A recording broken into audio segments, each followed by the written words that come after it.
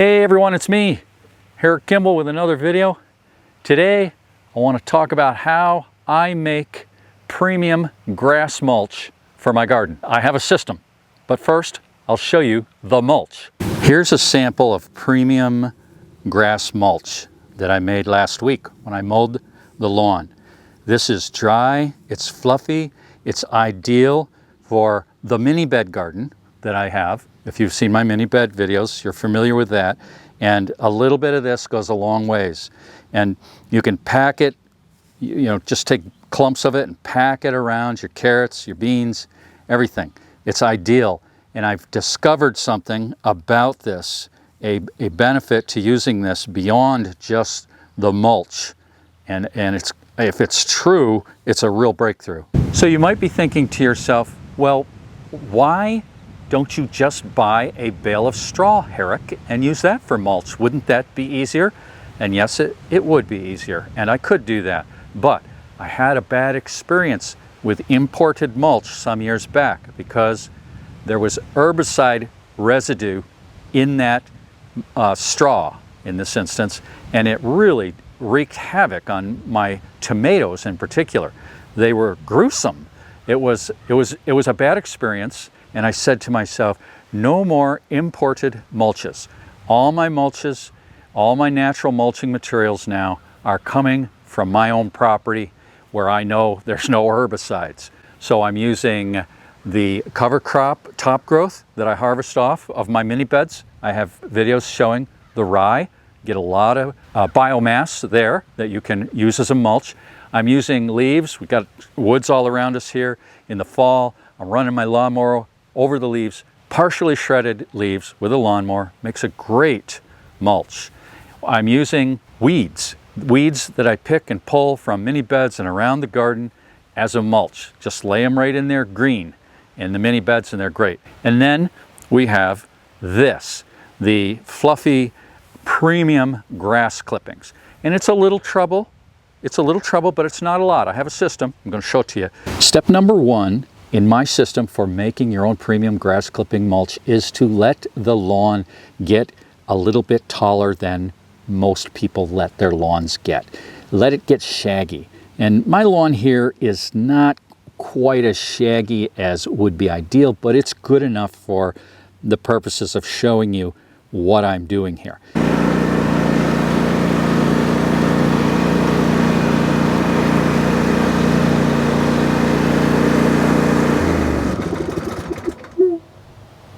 I was 55 years old before I bought a riding lawnmower. I got a rider and I love it. And step two to making your own premium grass clipping mulch is to mow the lawn. This is a relatively inexpensive mower. Nothing too fancy here. We're not that kind of people. And I don't have a grass catcher. It just blows the grass out the side. And that's what you want if you're going to make premium grass clipping mulch. If you had a grass catcher, you would blow all the grass into a container on the back. I guess that's how they work. And it would heat up because the fresh grass clippings have a lot of moisture and they have a lot of nitrogen, so it really heats up. Which reminds me of an article in Mother Earth News magazine back in the 1970s, and it was how to make cow manure without a cow. And the idea was you take fresh grass clippings, you put them in a black garbage bag, and you leave it out in the sun. And it turns to something akin to cow manure in appearance. Well, we don't want to do that. The step two to my process is to just mow the lawn and blow the grass clippings out and let them set there.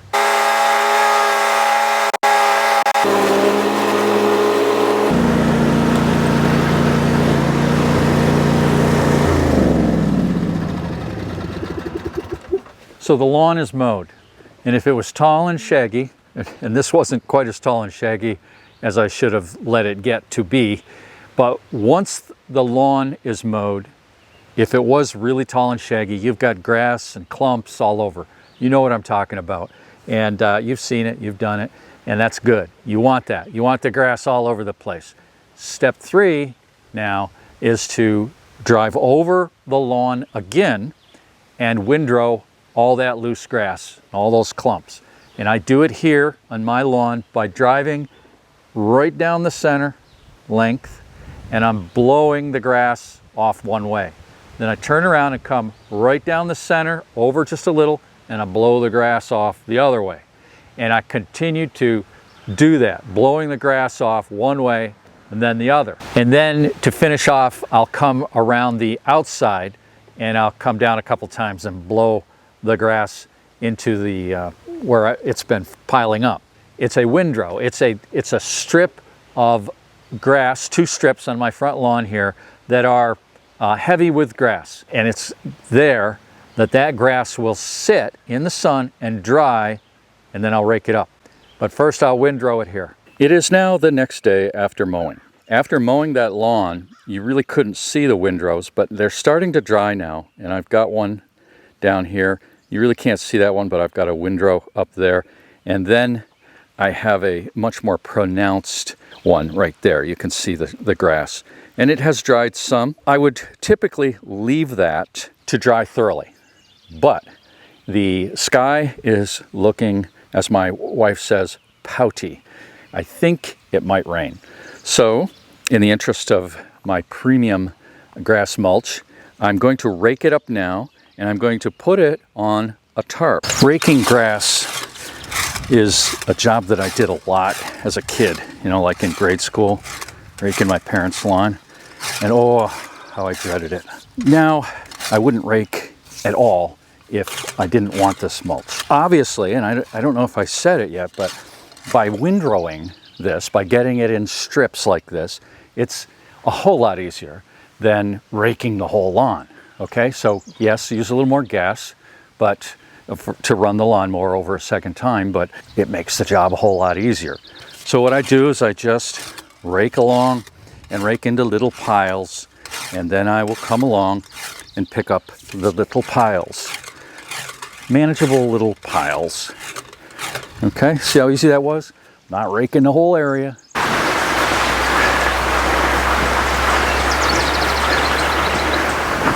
So I know what a lot of people are thinking watching this. If you've watched this far, you're probably thinking, my gosh, that's a lot of work for a little bit of grass mulch, premium grass mulch.